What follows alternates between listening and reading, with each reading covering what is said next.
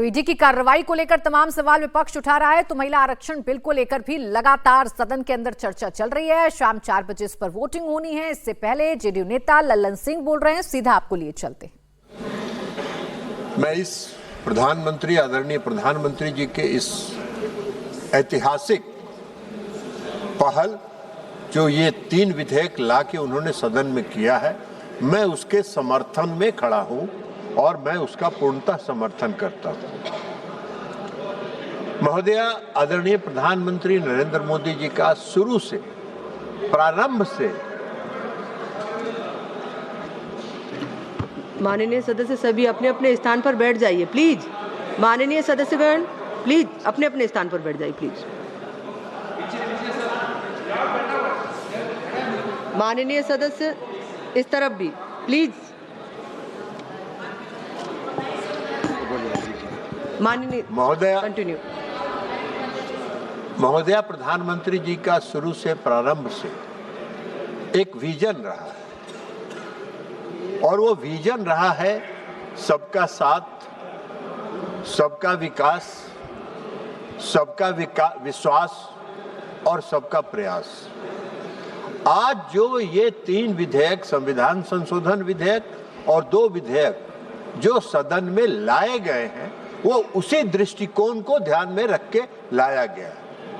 महोदया, 50% महिलाओं की आबादी है और अगर 50% आबादी के प्रति न्याय नहीं करेंगे प्रधानमंत्री जी, तो उनका ये विजन पूर्ण नहीं होगा। और इसको ध्यान में रखते हुए आज आदरणीय प्रधानमंत्री मोदी जी ने यह लाया है। आज इसलिए लाया है उन्होंने कि जो कानून बनाने में आज पंचायतों में है, पंचायतों में 33% आरक्षण था, कई राज्यों ने 50% आरक्षण किया, मैं उस पर बाद में आऊंगा। लेकिन प्रधानमंत्री जी ने भी कल कहा और सारे गांव में इस बात की चर्चा है कि मैं पंचायतों में तो वर्षों से शासन चला रही हूं। इस देश का कानून बनाने में, राज्य के कानून बनाने में मेरी भागीदारी कब होगी? और इसको ध्यान में रखते हुए प्रधानमंत्री जी ने उन 50% महिलाओं के प्रति न्याय किया है और न्याय करके यह बिल लाने का काम उन्होंने किया। आज आवश्यकता इस बात की है कि उनको कानून बनाने में सहभागिता उनकी सुनिश्चित होनी चाहिए। महोदया, प्रधानमंत्री जी ने संसदीय लोकतंत्र के इतिहास में 2 ऐतिहासिक कदम उठाए। पहला ऐतिहासिक कदम उठाया उन्होंने 2023 में। 2023 में जब उन्होंने नारी शक्ति वंदन अधिनियम लाया, तो सबसे पहले उन्होंने अपनी मनसा इस देश के मातृत्व शक्ति के प्रति स्पष्ट कर दी कि मेरी मनसा है कि आप संसद में और विधानसभा में भी आपकी 33% भागीदारी सुनिश्चित हो।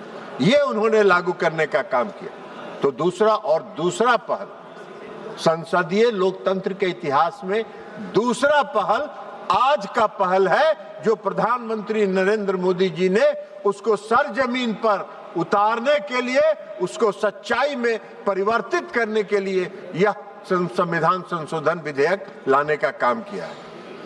उनका प्रयास है, यह उनकी सोच है यह कि 2029 में जो लोकसभा का चुनाव हो, उसमें 33% महिलाएं इस सदन की सदस्य बने।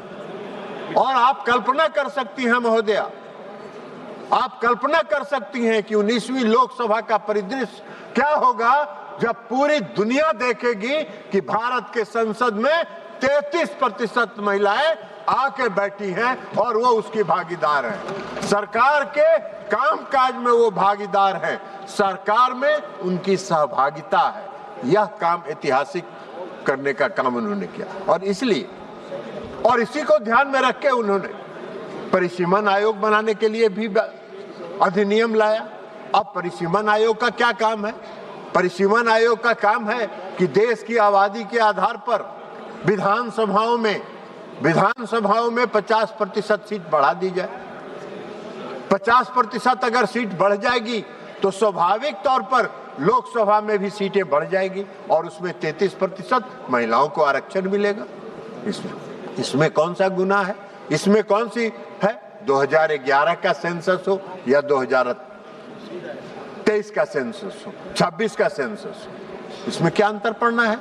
महिलाएं तो महिलाएं, महिला एक समाज है और वो महिलाएं चाहे जिस वर्ग की महिला हो, महिला है और महिलाओं के साथ न्याय में ये आनाकानी और जो रास्ता खोजने का काम किया जा रहा है, महिला विरोधी होने के लिए जो रास्ता खोजने का काम किया जा रहा है, उसका इस देश की महिलाएं उसका समर्थन कभी नहीं करेंगी।